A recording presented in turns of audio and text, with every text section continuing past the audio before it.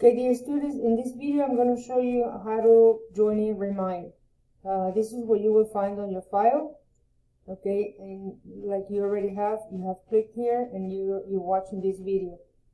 Okay, I want you to look on the bottom. It is very important, the Remind code. Okay, so you will need this code. It's just for your class. So even if you have been with me and Remind for another class, use this code because this is going to be the code for the class that you are in right now in this year. Okay, so the first thing you're going to do, you're going to click over here and it's going to appear this video. Next thing you're going to do, you're going to type in the URL box remind.join/com. Okay, as soon as you enter, it's going to appear the Remind screen, and you're going to type your class code. Remember here there's always an @ just like an email. You're going to go back to your file and copy paste your code,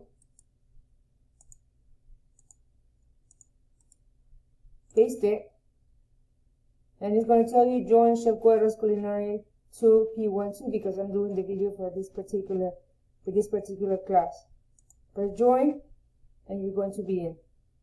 What are you going to do next? You're going to send me a message. And you're going to say, Chef Guerra